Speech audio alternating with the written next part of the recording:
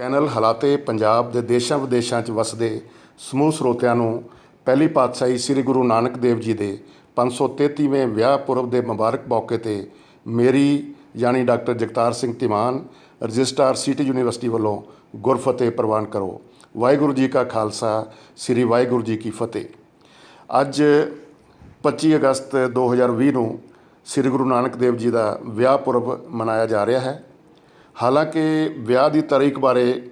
ਮਤਭੇਦ ਹਨ ਔਰ ਕਈ ਜਨਮ ਸਾਖੀਆਂ ਦੇ ਵਿੱਚ ਵੱਖ-ਵੱਖ ਤਰੀਕਾਂ ਦਿੱਤੀਆਂ ਗਈਆਂ ਹਨ, ਪਰ SGPC ਜਿਹੜਾ ਸ਼੍ਰੋਮਣੀ ਗੁਰਦੁਆਰਾ ਪ੍ਰਬੰਧਕ ਕਮੇਟੀ ਹੈ, ਉਸ ਦੇ ਨਿਰਦੇਸ਼ਾਂ ਅਨੁਸਾਰ ਅੱਜ 25 ਅਗਸਤ ਨੂੰ ਇਹ ਵਿਆਹ ਪੁਰਬ ਜਿਹੜਾ ਇਹ ਮਨਾਇਆ ਜਾ ਰਿਹਾ ਹੈ। ਔਰ ਜਿਵੇਂ ਕਿ ਆਪਾਂ ਸਾਰੇ ਜਾਣਦੇ ਹਨ ਕਿ ਗੁਰੂ ਨਾਨਕ ਦੇਵ ਜੀ ਆਪਣੇ ਮਾਤਾ ਪਿਤਾ ਦੇ ਨਾਲ ਪਰਿਵਾਰ ਦੇ ਵਿੱਚ ਸੁਲਤਾਨਪੁਰ ਲੋਧੀ ਜਿਹੜਾ ਕਿ ਕਪੂਰਥਲਾ ਜ਼ਿਲ੍ਹੇ ਦੇ ਵਿੱਚ ਹੈ, ਉੱਥੇ ਰਹਿੰਦੇ ਸਨ। ਉੱਥੇ ਮੋਦੀਖਾਨੇ ਦੇ ਵਿੱਚ ਕੰਮ ਕਰਦੇ ਸਨ ਔਰ ਇਹਨਾਂ ਦੇ ਸਤਿਕਾਰਯੋਗ ਪਿਤਾ ਜੀ ਮਹਿਤਾ ਕਾਲੂ ਜੀ, ਜਿਨ੍ਹਾਂ ਨੂੰ ਮਹਿਤਾ ਕਲਿਆਣ ਦਾਸ ਦੇ ਨਾਂ ਦੇ ਨਾਲ ਵੀ ਜਾਣਿਆ ਜਾਂਦਾ ਹੈ, ਔਰ ਮਾਤਾ ਜੀ ਮਾਤਾ ਤ੍ਰਿਪਤਾ ਜੀ, ਉਹ ਪਰਿਵਾਰ ਦੇ ਵਿੱਚ ਰਹਿੰਦੇ ਸਨ। ਜਦੋਂ ਬੱਚਾ ਵੱਡਾ ਹੋ ਜਾਂਦਾ ਪਰਿਵਾਰ ਦੇ ਵਿੱਚ ਤਾਂ ਪਰਿਵਾਰ ਨੂੰ ਚਿੰਤਾ ਹੁੰਦੀ ਹੈ, ਪਰਿਵਾਰ ਨੂੰ ਖਿਆਲ ਆਉਂਦਾ, ਰਿਸ਼ਤੇਦਾਰ ਵੀ ਚਾਹੁੰਦੇ ਹਨ ਕਿ ਬੱਚੇ ਦਾ ਵਿਆਹ ਕੀਤਾ ਜਾਵੇ। ਔਰ ਗੁਰੂ ਜੀ ਦੀ ਵੀ ਵਿਆਹ ਦੀ ਜਿਹੜੀ ਗੱਲ ਚੱਲੀ ਦੱਸ ਪਈ ਔਰ ਗੁਰੂ ਜੀ ਦਾ ਜਿਹੜਾ ਵਿਆਹ ਹੈ ਉਹ ਬਟਾਲਾ ਤਹਿਸੀਲ ਜਿਹੜੀ ਕਿ ਜ਼ਿਲ੍ਹਾ ਗੁਰਦਾਸਪੁਰ ਦੇ ਵਿੱਚ ਹੈ, ਉੱਥੇ ਹੋਇਆ। ਇਹਨਾਂ ਦਾ ਵਿਆਹ ਜਿਹੜਾ ਇਹਨਾਂ ਦੀ ਧਰਮ ਪਤਨੀ ਦਾ ਨਾਮ ਬੀਬੀ ਸੁਲੱਖਣੀ ਸੀ ਔਰ ਗੁਰੂ ਜੀ ਦੇ ਜਿਹੜੇ ਸਹੁਰਾ ਸਾਹਿਬ ਸੀ ਸ੍ਰੀ ਮੂਲਚੰਦ ਚੋਨਾ ਪਰਿਵਾਰ ਦੇ ਨਾਲ ਉਹ ਸੰਬੰਧਿਤ ਸੀਗੇ, ਉੱਥੇ ਰਹਿੰਦੇ ਸੀਗੇ ਔਰ ਉੱਥੇ ਇਹਨਾਂ ਦਾ ਵਿਆਹ ਅੱਜ ਦੇ ਦਿਨ 1487 ਈਸਵੀ ਦੇ ਵਿੱਚ ਹੋਇਆ। ਜਿਸ ਵੇਲੇ ਵਿਆਹ ਹੋਇਆ ਤਾਂ ਬਰਾਤ ਜਿਹੜੀ ਹੈ ਉਹ ਸੁਲਤਾਨਪੁਰ ਲੋਧੀ ਤੋਂ ਗਈ, ਕਿਉਂਕਿ ਇਹਨਾਂ ਦੇ ਪਿਤਾ ਜੀ ਦਾ ਕਾਫੀ ਸਮਾਜ ਦੇ ਵਿੱਚ ਰਸੂਖ ਸੀਗਾ ਔਰ ਬੜੀ ਸ਼ਾਨੋ ਸ਼ੌਕਤ ਦੇ ਨਾਲ ਉੱਥੇ ਬਰਾਤ ਗਈ। ਜਿਸ ਵੇਲੇ ਬਰਾਤ ਉੱਥੇ ਪਹੁੰਚੀ ਬਟਾਲਾ ਵਿਖੇ ਵਿਆਹ ਸਥਾਨ ਦੇ ਉੱਤੇ, ਤਾਂ ਬ੍ਰਾਹਮਣਾਂ ਵੱਲੋਂ ਦਰਸਾਏ ਰੀਤੀ ਰਿਵਾਜ ਨੂੰ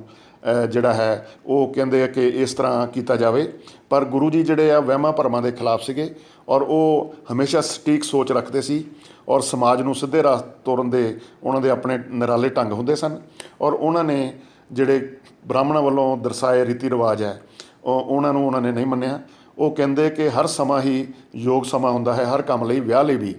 ਔਰ ਟੇਵਿਆਂ ਅਤੇ ਕੁੰਡਲੀ ਦਾ ਇਹ ਕੋਈ ਖਾਸ ਮਹੱਤਵ ਨਹੀਂ ਹੁੰਦਾ ਔਰ ਵਿਆਹ ਇਹ ਤਾਂ ਵਹਿਮ ਭਰਮ ਹਨ। ਇਸ ਤਰ੍ਹਾਂ ਉਹਨਾਂ ਦਾ ਵਿਚਾਰ ਸੀਗਾ ਔਰ ਉਹਨਾਂ ਨੇ ਜਿਹੜੀਆਂ ਸਦੀਆਂ ਤੋਂ ਪ੍ਰਚਲਿਤ ਰਿਵਾਜ ਸੀਗੇ ਕਿ ਉਹਨਾਂ ਦੇ ਵਿਰੁੱਧ ਆਵਾਜ਼ ਉਠਾਈ, ਕਿਉਂਕਿ ਉਹ ਕ੍ਰਾਂਤੀਕਾਰੀ ਸੋਚ ਦੇ ਮਾਲਕ ਸੀਗੇ ਗੁਰੂ ਜੀ। ਔਰ ਜਦੋਂ ਪੰਡਤਾਂ ਪ੍ਰੋਤਾਂ ਨਾਲ ਵਿਚਾਰ ਵਟਾਂਦਰਾ ਹੁੰਦਾ ਸੀ ਤਾਂ ਗੁਰੂ ਜੀ ਇੱਕ ਕੱਚੀ ਕੰਧ ਦੇ ਕੋਲ ਉੱਥੇ ਬੈਠੇ ਸੀਗੇ, ਉੱਥੇ ਗੱਲਬਾਤ ਚੱਲ ਰਹੀ ਸੀਗੀ ਔਰ ਬਾਰਿਸ਼ ਵੀ ਉਸ ਵੇਲੇ ਆ ਗਈ ਔਰ ਕਿਉਂਕਿ ਅੱਜ ਕੱਲ੍ਹ ਦਾ ਮੌਸਮ ਬਰਸਾਤ ਦਾ ਹੁੰਦਾ ਹੈ। ਔਰ ਜਿਹੜੇ ਲੜਕੀ ਵਾਲਾ ਪਰਿਵਾਰ ਸੀਗੇ ਉਹਨਾਂ ਨੇ ਦੇਖਿਆ ਵੀ ਇਹ ਜਿਹੜੀ ਕੰਧ ਹੈ ਔਰ ਉਹਨਾਂ ਨੇ ਇੱਕ ਬਜ਼ੁਰਗ ਮਾਈ ਨੂੰ ਕਿਹਾ ਕਿ ਤੁਸੀਂ ਨਾਨਕ ਨੂੰ ਇਹ ਕੰਧ ਦੇ ਬਾਰੇ ਦੱਸੋ ਕਿ ਇਹ ਕੰਧ ਡਿੱਗ ਸਕਦੀ ਹੈ, ਕੰਧ ਕਮਜ਼ੋਰ ਹੈ, ਤਾਂ ਇਹਨਾਂ ਬਾਰੇ ਇਹਨਾਂ ਨੂੰ ਸੁਚੇਤ ਕਰ ਦਿਓ। ਪਰ ਗੁਰੂ ਜੀ ਨੇ ਕਿਹਾ ਕਿ ਬੇਬੇ ਜੀ ਇਹ ਕੰਧ ਤਾਂ ਸਦੀਆਂ ਤੱਕ ਨਹੀਂ ਡਿੱਗੇਗੀ, ਅਤੇ ਇਹ ਸੱਚੀ ਗੱਲ ਹੈ ਕਿ ਅੱਜ ਵੀ ਇਹ ਕੰਧ ਜਿਹੜੀ ਹੈ ਉੱਥੇ ਸੰਭਾਲੀ ਪਈ ਹੈ। ਗੁਰਦੁਆਰਾ ਡੇਰਾ ਸਾਹਿਬ ਜਿਹੜਾ ਵਿਆਹ ਸਥਾਨ ਬਟਾਲਾ ਵਿਖੇ ਹੈ, ਉੱਥੇ ਇਹ ਕੰਧ ਕੱਚੀ ਕੰਧ ਹੈ, ਲੋਕ ਉੱਥੇ ਦਰਸ਼ਨ ਕਰਨ ਜਾਂਦੇ ਹਨ ਔਰ ਇਹ ਕੰਧ ਫਰੇਮ ਦੇ ਵਿੱਚ ਉੱਥੇ ਸੰਗਤਾਂ ਦੇ ਦਰਸ਼ਨ ਵਾਸਤੇ ਰੱਖੀ ਹੋਈ ਹੈ। ਔਰ ਇਸ ਤਰ੍ਹਾਂ ਇਹਨਾਂ ਦਾ ਜਿਹੜਾ ਵਿਆਹ ਹੋਇਆ। ਵਿਆਹ ਆਮ ਤੌਰ 'ਤੇ ਉਹਨਾਂ ਦਿਨਾਂ ਦੇ ਵਿੱਚ ਹਵਨ ਦੁਆਲੇ 7 ਫੇਰਿਆਂ ਦੇ ਨਾਲ ਕੀਤਾ ਜਾਂਦਾ ਸੀ, ਪਰ ਇਹਨਾਂ ਨੇ ਗੁਰੂ ਜੀ ਨੇ ਇੱਕ ਨਵੀਂ ਪਿਰਤ ਚਲਾਈ ਔਰ ਇਹ ਜਿਹੜਾ ਵਿਆਹ ਆ ਇਹ 4 ਲਾਵਾਂ ਇਹਨਾਂ ਨੇ ਲਈਆਂ ਔਰ ਬਰਾਤ ਬਹੁਤ ਸ਼ਾਨੋ ਸ਼ੌਕਤ ਨਾਲ ਉੱਥੇ ਆਈ ਸੀਗੀ ਔਰ ਸਮਾਜ ਦੇ ਸਿਰਕੱਢ ਲੋਕ ਉਸ ਵਿੱਚ ਸ਼ਾਮਲ ਸੀਗੇ। ਹੁਣ ਵੀ ਉਸੇ ਚੀਜ਼ ਨੂੰ ਇੱਕ ਤਰ੍ਹਾਂ ਜਦੋਂ ਵਿਆਹ ਦਿਵਸ ਮਨਾਇਆ ਜਾਂਦਾ ਹੈ ਤਾਂ ਸੁਲਤਾਨਪੁਰ ਲੋਧੀ ਤੋਂ ਪਾਲਕੀ ਦੇ ਵਿੱਚ ਸ੍ਰੀ ਗੁਰੂ ਗ੍ਰੰਥ ਸਾਹਿਬ ਦੀ ਬੀੜ ਰੱਖ ਕੇ ਔਰ ਲੋਕ ਨਾਲ ਉੱਥੇ ਜਾ ਕੇ ਬਾਜ਼ਾਰਾਂ ਵਿੱਚੋਂ ਦੀ ਇੱਕ ਨਗਰ ਕੀਰਤਨ ਦੇ ਰੂਪ ਦੇ ਵਿੱਚ ਉੱਥੇ ਗੁਰਦੁਆਰਾ ਡੇਰਾ ਸਾਹਿਬ ਜਾਂਦੇ ਆ ਵਿਆਹ ਸਥਾਨ ਦੇ ਉੱਤੇ ਔਰ ਉੱਥੇ ਇਸ ਤਰ੍ਹਾਂ ਦਾ ਜਿਹੜਾ ਵਿਆਹ ਕੀਤਾ ਜਾਂਦਾ ਹੈ। ਔਰ ਜਿਸ ਵੇਲੇ ਆਪਾਂ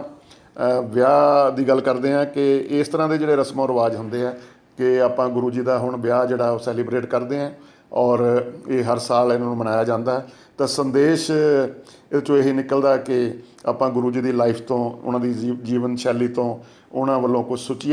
ਸਿੱਖੀਏ ਔਰ ਉਹਨਾਂ ਨੇ ਆਪਣੀ ਬਾਣੀ ਰਾਹੀਂ ਬਹੁਤ ਹੀ ਖਲਕਤ ਨੂੰ, ਲੋਕਾਈ ਨੂੰ ਇੱਕ ਚੰਗੇ ਰਾਹ ਤੋਰਨ ਵਾਸਤੇ ਪ੍ਰੇਰਿਆ। ਉਹਨਾਂ ਨੇ ਇੱਕ ਚੰਗੇ ਇਨਸਾਨ ਬਣਨ ਦੀ ਜਿਹੜੀ ਹੈ ਪ੍ਰੇਰਨਾ ਦਿੱਤੀ। ਗ੍ਰਸਤ ਵਿੱਚ ਰਹਿ ਕੇ ਸੇਵਾ ਭਾਵਨਾ ਨਾਲ ਇੱਕ ਵਿਚਰਨ ਦੀ ਗੱਲ ਕੀਤੀ ਹੈ, ਮਿਹਨਤ ਕਰਨ ਦੀ ਗੱਲ ਕੀਤੀ ਹੈ, ਵਾਤਾਵਰਣ ਦੀ ਸਾਂਭ ਸੰਭਾਲ ਦੀ ਗੱਲ ਕੀਤੀ ਹੈ, ਔਰ ਵਹਿਮਾਂ ਭਰਮਾਂ ਤੋਂ ਉੱਪਰ ਉੱਠ ਕੇ ਇੱਕ ਨਰੋਇਆ ਸਮਾਜ ਸਿਰਜਣ ਦੀ ਗੱਲ ਕੀਤੀ ਹੈ। ਅਤੇ ਮੈਂ ਸਮਝਦਾ ਕਿ ਆਪਾਂ ਇਹੋ ਜਿਹੇ ਜਿਹੜੇ ਗੁਰਪੁਰਬ ਮਨਾਉਂਦੇ ਹਾਂ, ਇਹਨਾਂ ਦਾ ਮਤਲਬ ਇਹੀ ਹੁੰਦਾ ਕਿ ਆਪਾਂ ਗੁਰੂ ਜੀ ਦੀ ਜਿਹੜਾ ਫਲਸਫਾ ਹੈ, ਉਹਨਾਂ ਦੀਆਂ ਜਿਹੜੀਆਂ ਸਿੱਖਿਆਵਾਂ ਹਨ, ਉਹਨਾਂ ਨੇ ਜਿਹੜੀਆਂ ਚੰਗੀਆਂ ਗੱਲਾਂ ਦੱਸੀਆਂ ਅੱਛੀ ਜੀਵਨ ਜਾਂਚ ਵਾਸਤੇ, ਉਹਨਾਂ ਨੂੰ ਆਪਾਂ ਸਿੱਖੀਏ। ਤਾਂ ਵਿਆਹ ਦੇ ਮੌਕੇ ਦੇ ਉੱਤੇ, ਇਸ ਅੱਜ ਦੇ ਦਿਵਸ, ਵਿਆਹ ਦਿਵਸ ਦੇ ਮੌਕੇ 'ਤੇ ਮੈਂ ਸਮੁੱਚੀ ਸੰਗਤ ਨੂੰ ਵਧਾਈ ਦਿੰਦਾ ਔਰ ਆਪਣਾ ਸਿਰ